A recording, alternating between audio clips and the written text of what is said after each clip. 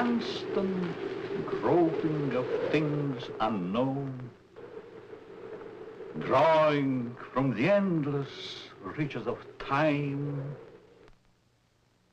brings to light many startling things. Startling because they seem new, sudden. But most are not new to the science of the ages.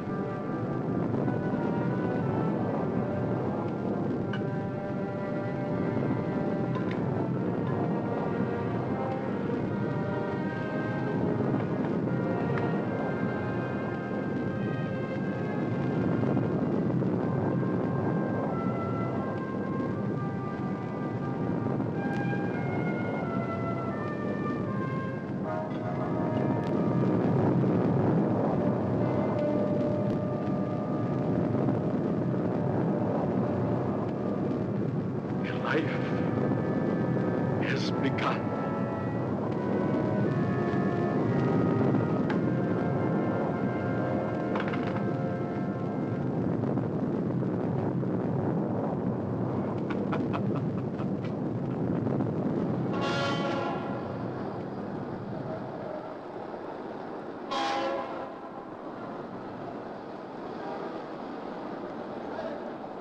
People.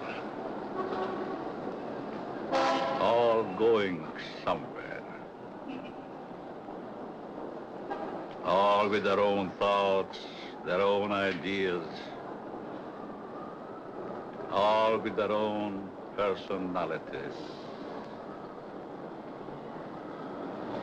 One is wrong because he does right. And one is right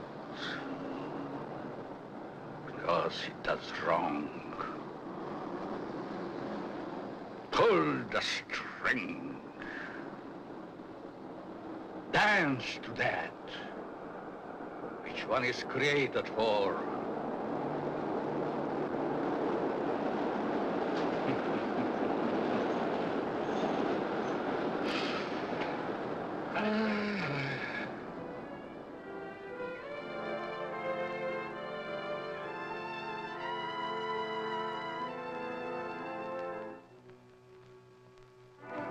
A new day is begun.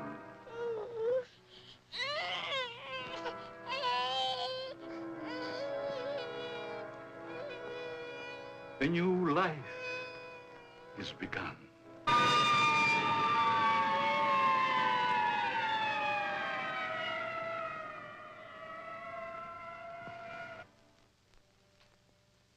A life is ended.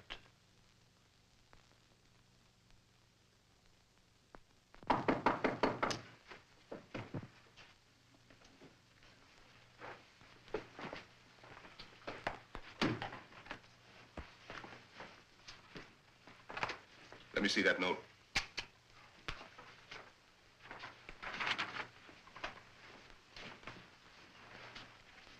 The records will tell the story. I was put in jail recently. Why? Because I, a man, was caught on the street wearing women's clothing. This was my 4th arrest for the same act. In life, I must continue wearing them. Therefore, it would only be a matter of time until my next arrest. This is the only way. Let my body rest in death forever in the things I cannot wear in life.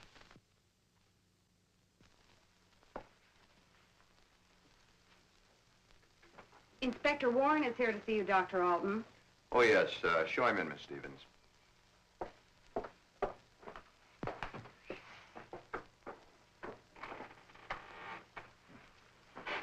Inspector? Doctor? Sit down. Thank you.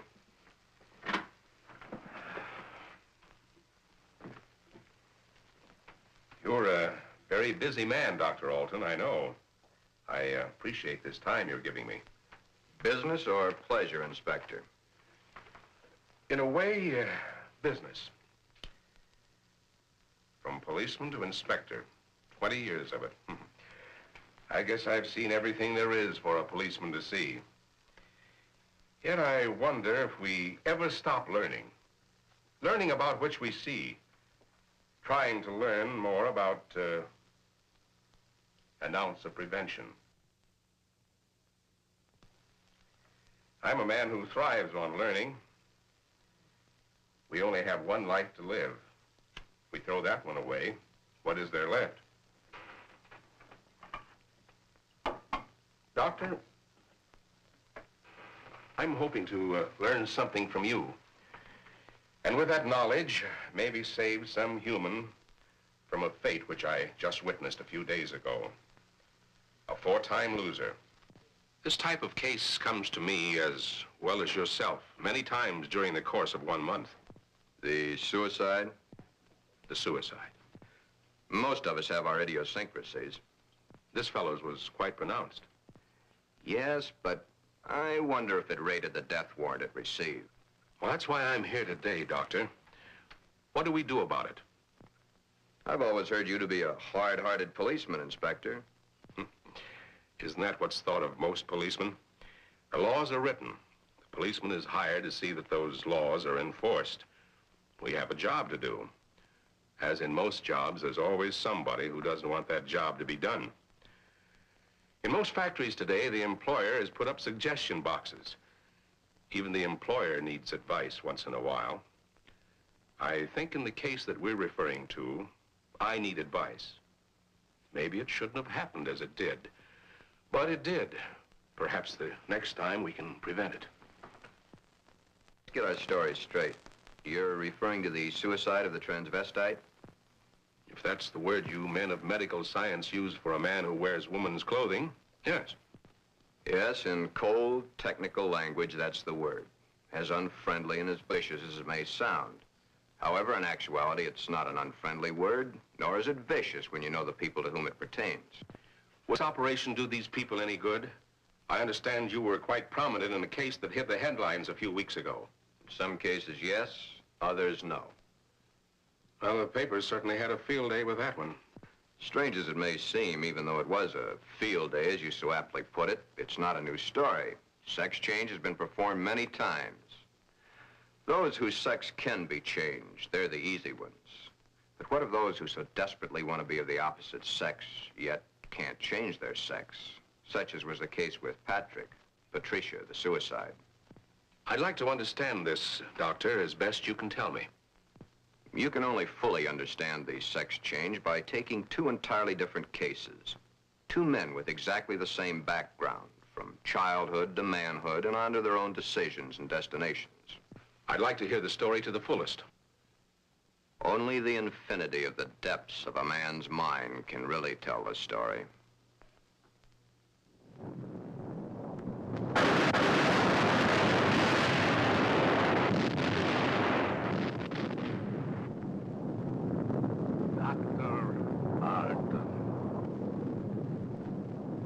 A young man, though he is, speaks the words of the All-Wise. No one can really tell the story. Mistakes are made. But there is no mistaking the thoughts in a man's mind. The story is begun.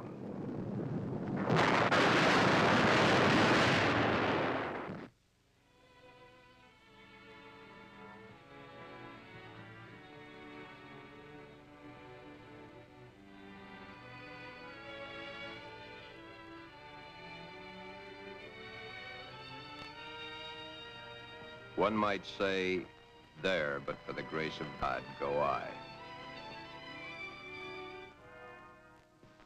Why is the modern world shocked by this headline? Why? Once, not so very long ago, the people of the world were saying, airplanes. Why, it's against the Creator's will. If the Creator wanted us to fly, he'd have given us wings. but we fly. Maybe some of you may still remember an even sillier remark. Automobiles? Bah. They scare the hosses. If the Creator had meant for us to roll around the countryside, we'd have been born with wheels. Silly? Certainly. We were not born with wings. We were not born with wheels. But in the modern world of today, it's an accepted fact that we must have them.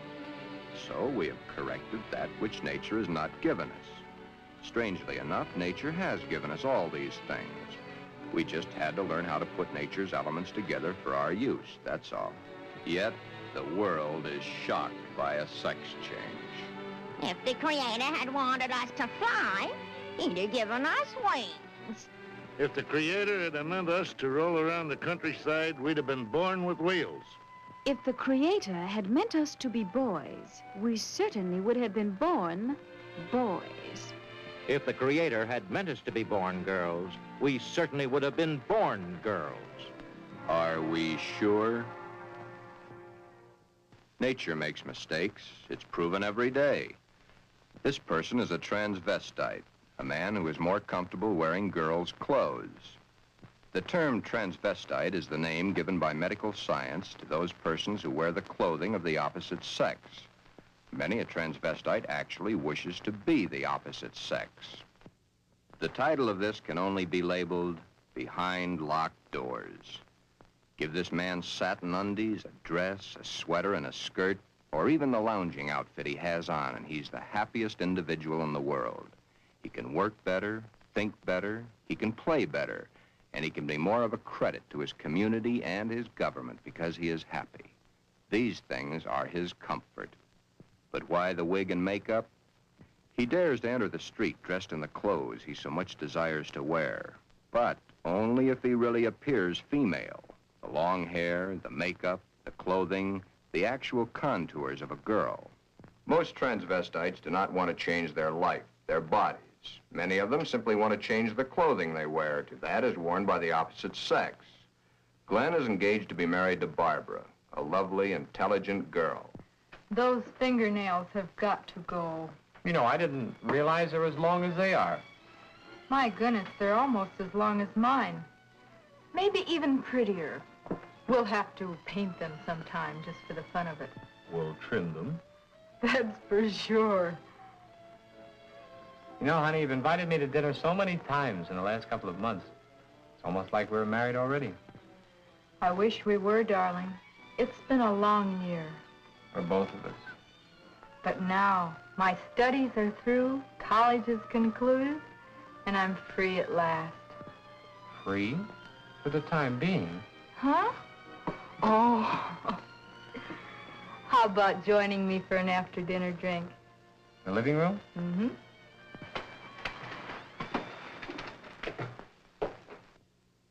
Modern man is a hard-working human. Throughout the day, his mind and his muscles are busy at building the modern world and its business administration. His clothing is rough, coarse, starched, according to the specifications of his accepted job. At home, what does modern man have to look forward to for his body comfort? The things provided for his home, a wool or flannel robe, his feet encased in the same thick, tight-fitting leather that his shoes are made of. These are the things provided for his home comfort. It doesn't look so comfortable, does it? And get the hat. Better still, get the receding hairline. Men's hats are so tight they cut off the blood flow to the head, thus cutting off the growth of hair. 7 out of 10 men wear a hat, so the advertisements say. 7 out of 10 men are bald. But what about the ladies? Yes, modern woman is a hard-working individual also, but When modern woman's day of work is done, that which is designed for her home comfort is comfort. Hats that give no obstruction to the blood flow. Hats that do not crush the hair. Interesting thought, isn't it? Just for comparison, let's go native, back to the animal instinct. There, in the lesser civilized part of the world, it's the male who adorns himself with the fancy objects, such as paints, frills, and masks. The true instinct, the animal instinct, bird and animal life.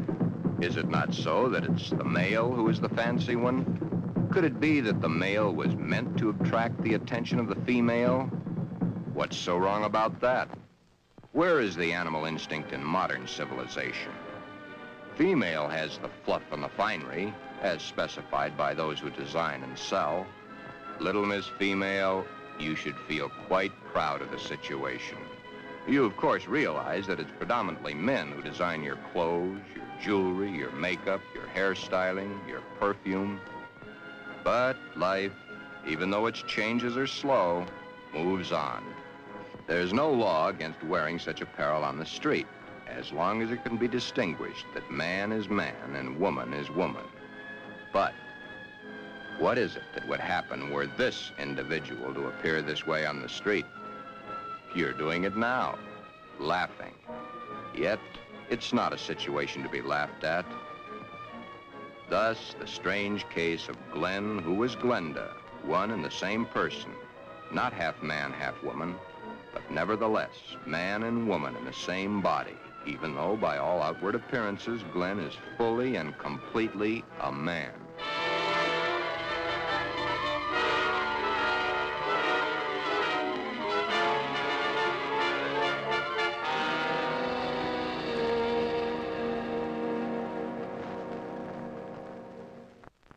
Sister, let me borrow her dress. You want to borrow your sister's dress? What for? I want to wear it to the Halloween party.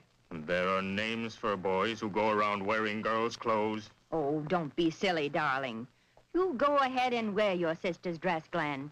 You always did look much better as a girl than you do as a man. Glen did wear the dress to the Halloween party. He even took first prize.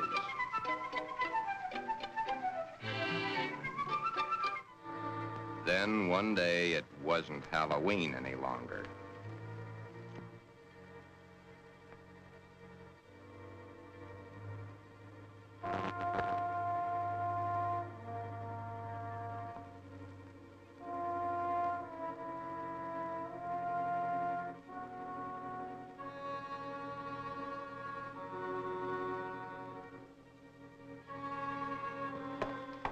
I wish I had the sight into such things to be able to advise you, Sheila. Maybe if you took the problem to a doctor. It's Glen that needs the doctor. But when things like this go wrong with someone so close and in your own family, it's so hard to believe. It's not really hard to believe. It's just hard for you to accept. Well, of course it's hard for me to accept. Suppose I were to come home with Roy or one of my other boyfriends some night and find Glen like I did last night. Yeah, that would be hard to explain. That's the understatement of the year. Just how does one go about introducing your friends to your brother when brother's wearing your best sweater and your skirt and makeup to boot?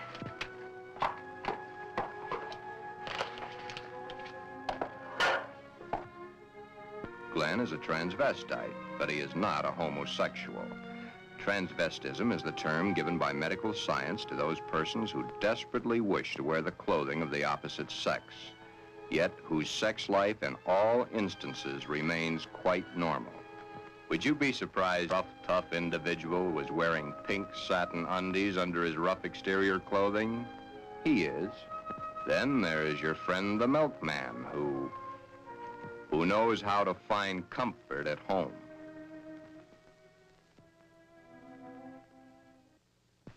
I can't stand it any longer. He wears all my clothes. Nothing is sacred to him, even my briefs. He has every one of my sweaters stretched out of shape.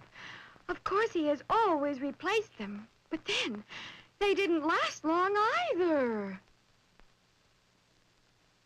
But, Your Honor, ruffles on his shirts and shorts. Really? Glen and all the hundreds of thousands of other Glens across the nation face quite a problem. Glen is engaged to be married to Barbara, a lovely, intelligent girl. The problem, Glenda, Glen's other self. The girl that he himself is, his other individual personality. You look tired tonight, Glen. Yeah, I guess I am. It's been a long day. Have you seen the paper yet? No, why? Isn't that a strange case? I wonder how some people's mind works. Well, some people aren't happy the way they are. That's a pretty drastic step to take. If it's the only way, I'm for it. I wonder what I would do in a case like that if I were in the mental turmoil that that person went through. Or if I suddenly realized that something was mentally wrong with you. Ooh, it's hard to visualize. Here we are, two perfectly normal people, about to be married and lead a normal life together. And there's this poor fellow who never could have been happy if it wasn't for modern medical science. Our fourth term in psychology explains a lot of the facts, but I'm afraid the end of study is only the beginning of reality. Glen's problem is a deep one, but he must tell her soon. She's begun to notice things. His nails, his eyes when he looks into a lady's store window. So many of the little things that are hard to hide. Soon she will realize. Then there was the time Barbara was wearing the sweater Glen had always wanted to feel on his own body. It was becoming an obsession to him. He must have... What's the matter, Glen, darling? I guess I was daydreaming. Something seems to be troubling you. Why don't you tell me? It's nothing. Once, long ago, just after we started going steady together, we promised we'd never lie to each other. Are we gonna start now, just because we're engaged to be married? It's just that... Oh, Barbara, it's nothing that a little sleep won't cure. It's been an awful long day. It's more than that. Come on, tell me, darling. Who knows? Maybe I can help. That's just it, you could. Then something is troubling you. Yes, Do I have a right to know? you have a right to know. But let's just say for the moment that I'm afraid to tell you. I'm afraid I'd lose you. Nothing could be as bad as all that. I love you, and you love me. And nothing in the world can change that. I hope not. I really hope not. Glen, is it another woman?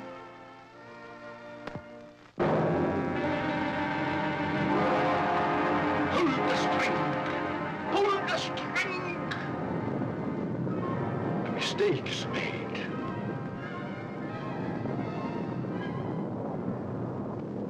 A story must be told. Always the same. He's not had the nerve to tell her. But he must soon come to some conclusion or forget the marriage. Should he tell Barbara of his Glenda now, before the wedding, or hit her between the eyes with it after, when it might be too late for either of them? The world is a strange place to live in. All those cars, all going someplace, all carrying humans which are carrying out their lives. The world is shocked by a person who changed his sex. Glenda is shocked also, but by another reason. Someone like her had the nerve to do something factual about their situation. There are so many problems for Glen and all the other Glens.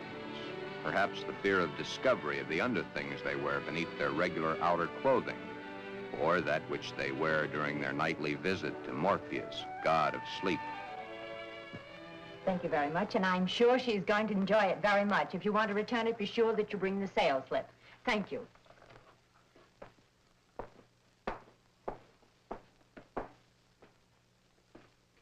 Can I help you, sir? Yeah. Let me see a 90. Well, what size? 12. The color and the material? Black? I'm very sure. Just a minute. Well, we have this here. Would you like that? Something like this? Has lace? Yeah. Perhaps he admires the material too long. You can see how sheer the material really is. Yes. You see, it's all pure nylon and only $21.95. And of course, it will never snag.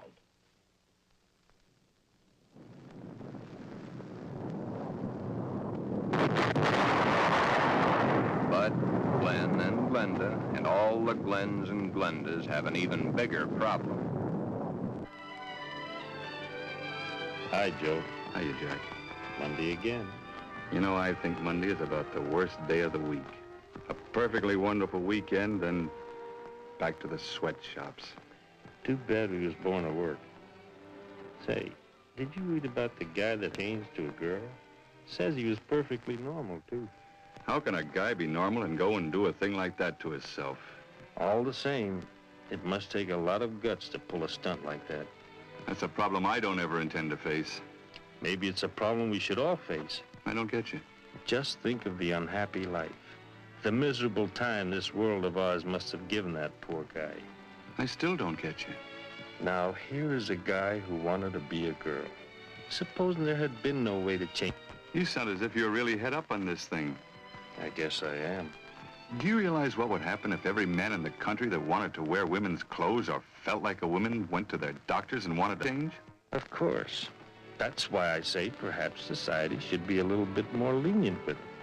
Maybe society should try to understand them as human beings. Another day done. Thank goodness. See you tomorrow, Jack.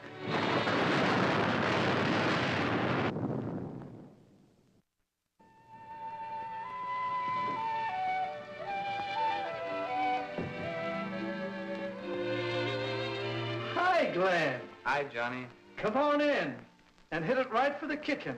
I can't let that dinner burn. You know, I thought I was going to have to eat alone tonight. Well, you probably will because I've already eaten.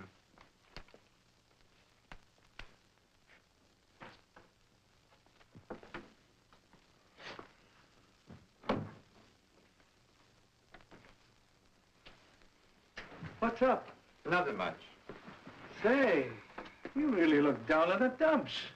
I guess I got a problem. Haven't we all? I mean a real problem, one like I've never had to face before. Our whole existence is one big problem after another. I want to get married. You have a problem. When did this all come about? For nearly a year, I've been engaged to a very wonderful girl. Now the time is getting very close to the man with the book. I'm scared to death. You love her? Very much. Does she love you?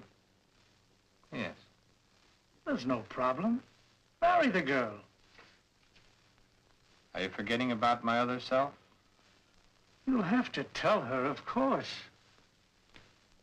Yeah. I have to tell her. But when? Before? Or after? I think you know the answer to that one yourself. My mind's in a muddle.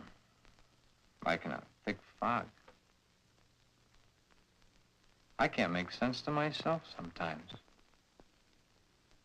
I thought I could stop wearing these things. I tried, honestly, I tried. I haven't had a stitch of them on for nearly 2 weeks until tonight.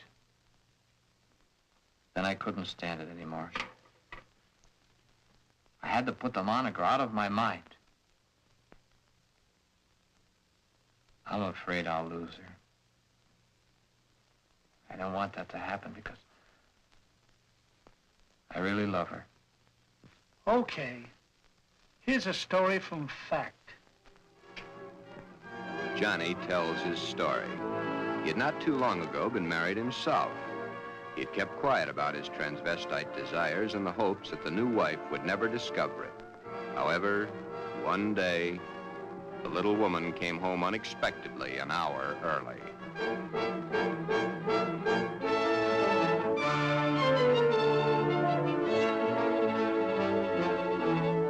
That marriage ended here. Will your problem be like mine? Most probably it will. Because the love hasn't been built up for such a thing. She, your wife, she will not have been taught enough about the problems to cope with it. Glenda must now make her decision, or forever forget the marriage to Barbara. Glenda should consult a competent psychiatrist, but then very few transvestites wish to change their strange desires. This is their life. To take it away from them might do as great a harm as taking away an arm or a leg, or life itself. Many even carry their transvestite desires to the grave with them. Yes, it is a problem. But Glenda, remember back almost a year ago when Glen and Barbara accepted each other? Okay. That's the 6th time you've said goodnight. I guess it is. Look. Come on over here a minute. What is it? Never mind, just sit down.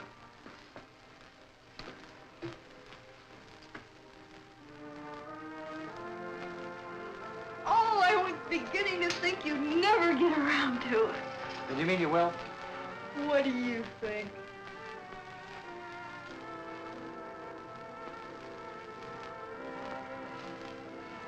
When? I must finish college first. It's only 7 months to go. Well, now, that's hardly long enough for you to get a trousseau together. How would you know about such things?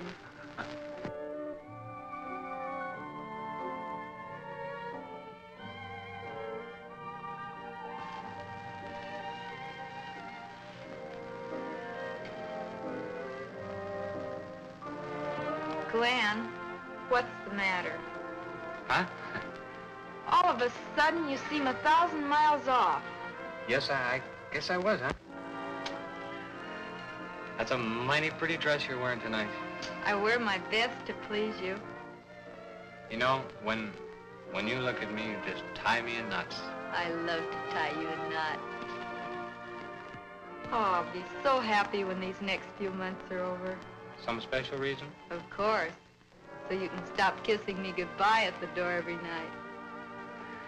Yes? So you can hold me close to you always. Yes?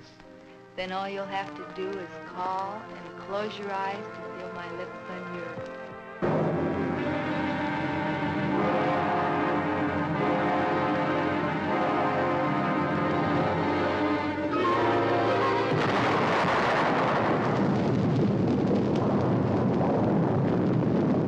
Beware, beware. Beware of the big green dragon that sits on your doorstep.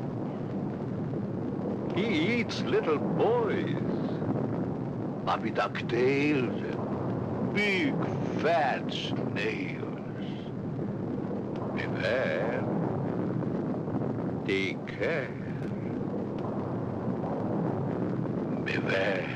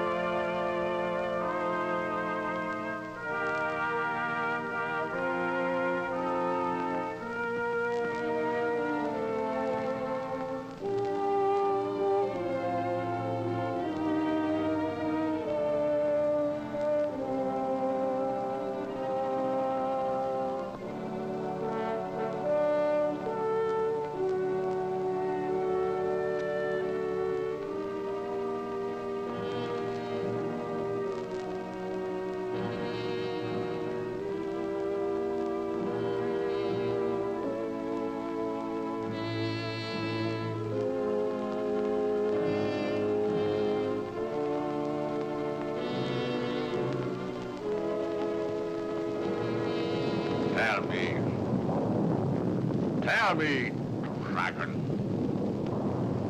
do you eat little boys? Puppy ducktails and big fat snails? Puppy dog tail, puppy dog tail, puppy dog tail.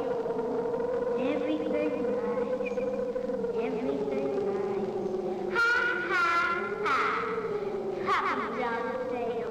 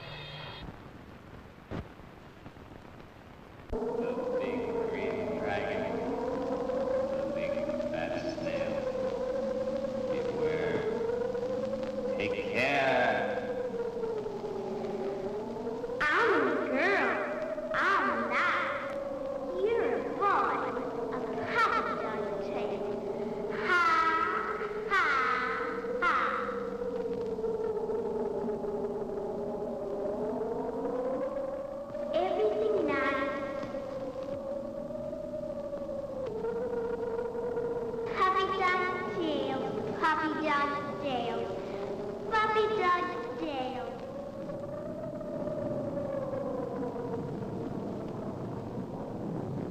I'm a girl.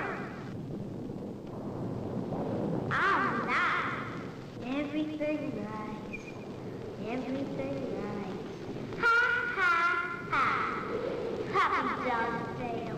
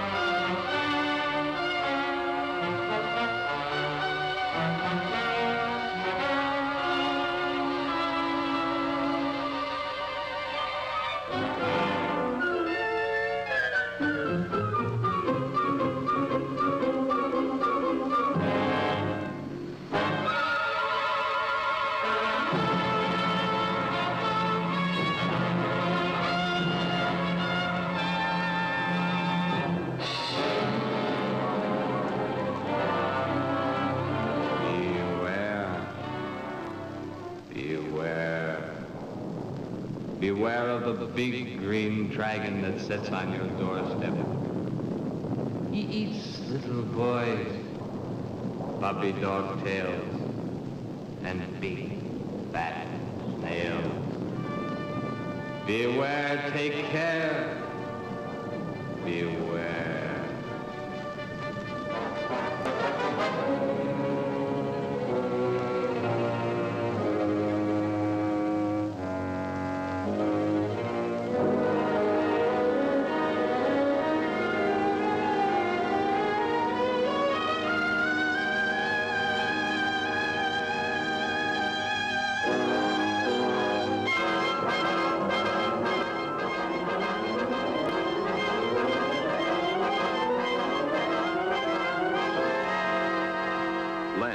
Glenda has made the decision. Glen has decided to tell Barbara of his dual personality. To tell her of the nighties and negligees, the sweaters and skirts, the robes and dresses, the stockings and the high-heeled shoes, the wig and the makeup. All that goes to make Glen into Glenda. He tells Barbara he cannot cheat her of the knowledge that she, as his fiancée, should possess. All the facts. He tells her softly, hurriedly at first, then slowly as he becomes more technical. His hands move to caress the smooth material of her Angora sweater, which he has so long and so desperately wanted to put on his own body. He tells of this to her, and she looks to the sweater and to his hand. Then, when it is all over and that much of the story he knows is told, Barbara is not sure of her own thoughts. That's about it, darling. I wanted to tell you for a long, long time, but just couldn't bring myself to do it. I've been too much afraid of losing you.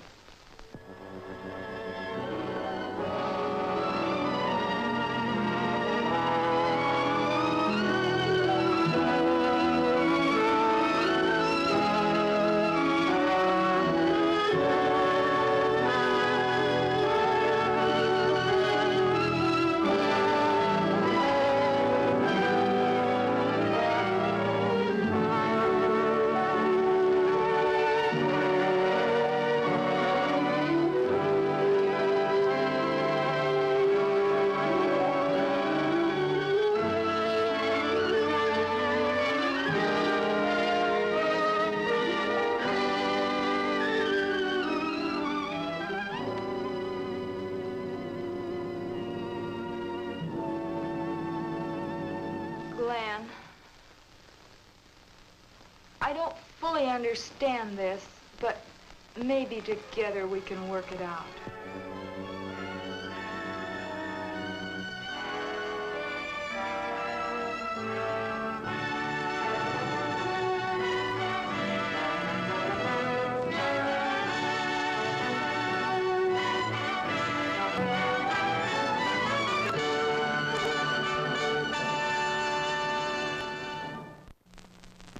Is that the end of the story?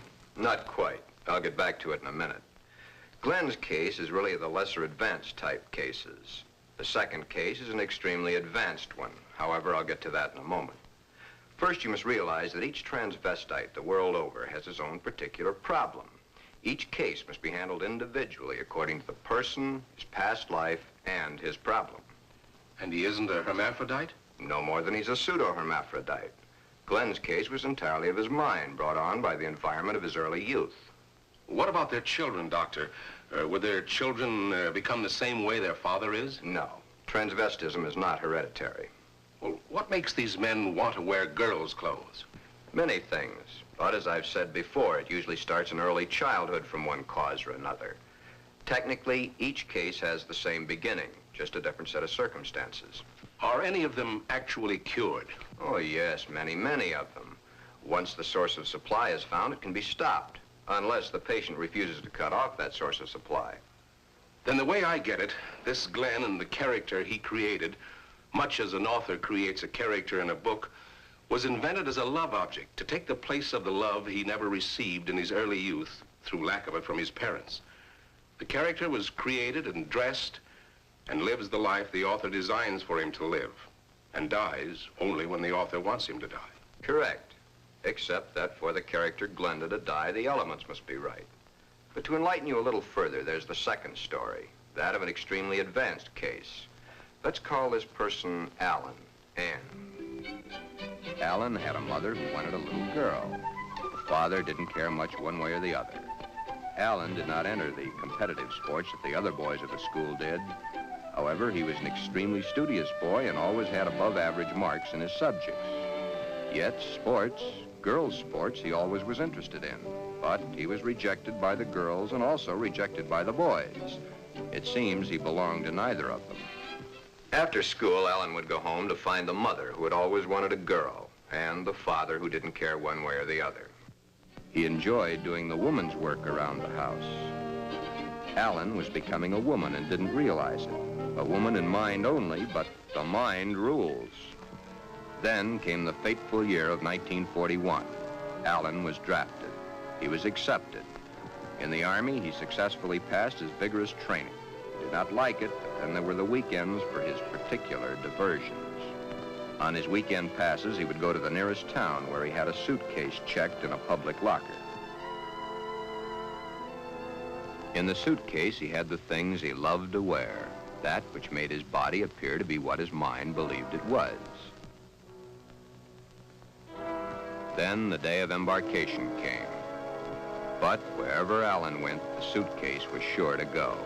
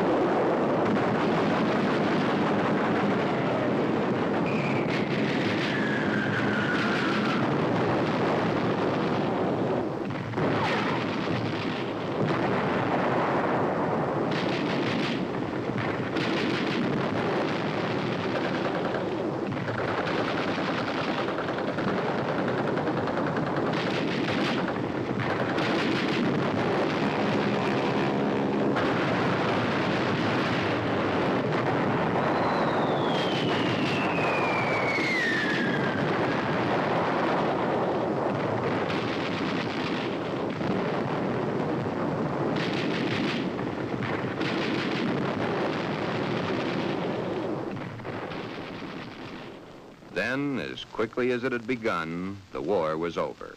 Alan came home. Alan had learned all the terms directed at men like himself, but no one had found out his aversion. He was honorably discharged from the service at the end of the war. He'd received the Silver Star and the Bronze Star for gallantry in action. While he was in an army hospital recuperating from a wound he had received in New Guinea, he learned a very interesting fact. He learned that foreign doctors were doing marvelous work with a sex change, man to woman, woman to man. Shortly after his separation from service, Alan came to me for advice. There followed many long sessions with my clinical reports and the reports of eminent doctors. It had been found that Alan was really a pseudo-hermaphrodite. A hermaphrodite is one who has the organs of both the male and female in plain sight. A pseudo-hermaphrodite is one who has one perfectly formed organ of either sex and one imperfectly formed one that's difficult to detect. Alan was of the latter.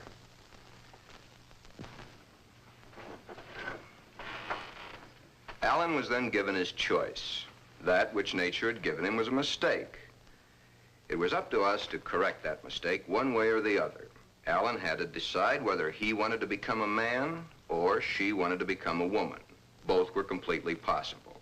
Small-boned, fair of complexion, his hair thin like a woman's, his body slim, hips slightly girlish. It was easy to see his decision, along with the fact that he had been brought up from early childhood to believe that a woman was the thing to be. Alan decided to become a woman. This, after all the help I could give him, was only the beginning. During the following 2 years, he was to go through the tortures of the damned. But never was there a whimper from him, because he knew that at the end of it all, he would at last be that which he had always dreamed. Hundreds of hormone shots were injected into various parts of his body. Alan's face was worked on with plastic surgery to smooth out the female elements. Long, tedious hours of work. The big day, or the starting of many big days, for it was to take many. The series of operations are performed slowly and at intervals to prevent any unnecessary shock to the nervous system. Still, the hormone shots continue, day after day, week after week, month after month. And even then, when the operation is over, the sex has changed, the shots must continue as long as Alan lives.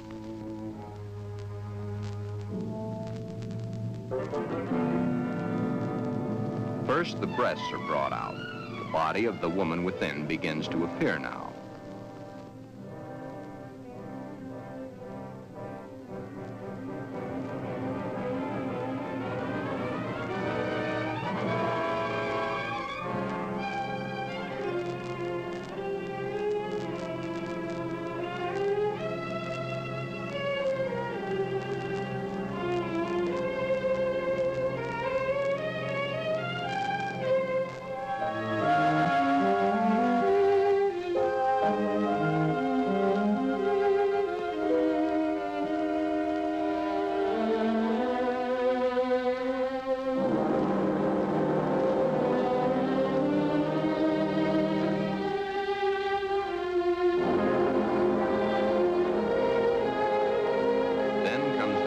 Surgery, the removal of the man and the formation of the woman.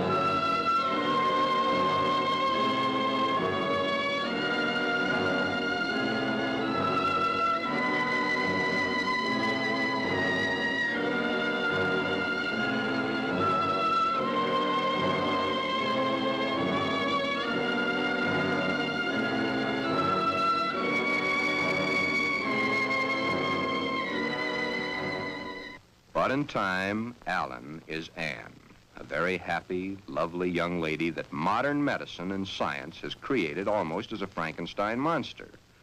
The newspapers heard of it and hit the story with their usual fullness. If the newspapers had not gotten hold of the story, it would have gone untold, unnoticed as so many others in medical history. The sex change has been performed hundreds of times. However, right here, in this particular sex switch, it's not the end. Acting the woman and being the woman are two entirely different things. Alan had all his life acted the part of the woman. Now he is that woman and must learn how it's done. Anne must learn how to do her own hair, how to make the correct styling for her facial contours. The proper walk must be adopted. A lady is a lady, whatever the case may be. Continuing my own psychiatric treatment, it was my duty now to explain to Anne the duty of a woman and her. Alan, of course, had known the man's, but he was soon to realize he knew very little about a woman's. Yet, through it all, Anne loved every minute of it. Anne was indeed meant to be a woman, and now that the sex change had been completed, Anne was a very happy woman, and a woman who was eager to learn, and now was accepted by society.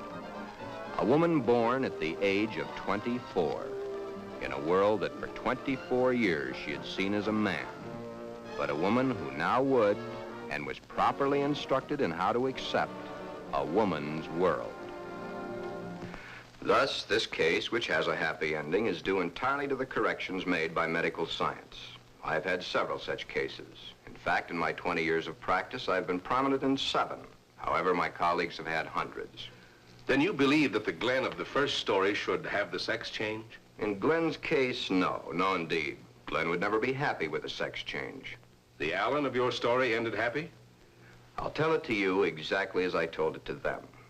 Shortly after Glen told Barbara of his love for girls' clothing, he started treatments with me. On the last treatment, both he and Barbara came to me. I told him the same story of Alan, Anne, as I've told it to you, Inspector. Anne was a pseudo-hermaphrodite. Even though one of the sexes was imperfect, she had the organs and the characteristics of both the male and female. Glen's case is an entirely different type of case. Remember I said, no matter what the case, it's a different thing. A new problem to be looked into, then solved. A new challenge to the psychoanalysis. Glen's body holds only one sex, that of the male. In all our talks, I've learned these pertinent facts. Glen's father had no love for his son. His father wanted Glen to be a football hero or a baseball player so that he could brag to his cronies down at the corner saloon as his cronies bragged to him about their own sons. Thus, the ruse of Glen's fictitious character. He invented it when he could find no love from his mother and no love from his father. His mother had hated her own father. Glen reminded her of her father. Therefore, she gave all her affection, love, and attention to her daughter. Glen then decided also to become a daughter. Glen, you can kill this fictitious character of yours anytime you wish. For your happy ending, it's the only way. Then you think I can kill this second character by transferring her qualities to Barbara? Exactly. But as the author and his character, the elements must be right. It's up to you, Barbara. You must take the place, give the love, and accept the facts that Glenda has always accepted. If you love each other as you now believe you do, well, it'll be a hard job, but you'll enjoy doing the job. Should I let him continue to wear girls' clothing? Or should I put my foot down? If you put your foot down, you'd only go behind closed doors. Love is the only answer. Glenda must be transferred to you. Supposing Glen never gets over wearing girls' clothing. Would it matter to you very much? I love Glen. I'll do everything I can to make him happy.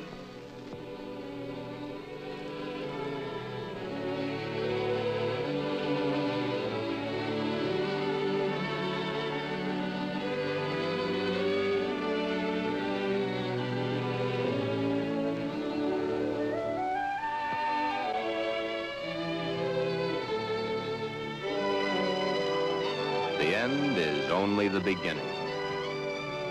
Time passes. Soon, due to a happily married life, the remembrance of the psychiatric treatments and Barbara's love and understanding Glenda begins to disappear forever from Glen.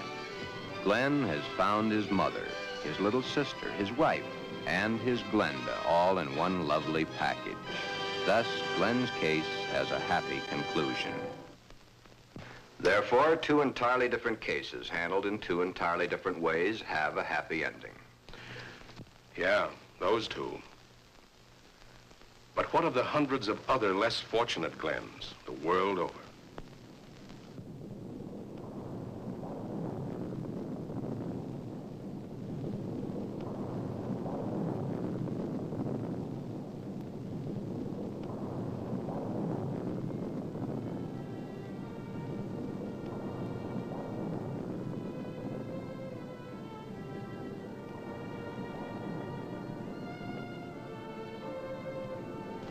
Yes. But what of the others? Less fortunate Glens, the world over.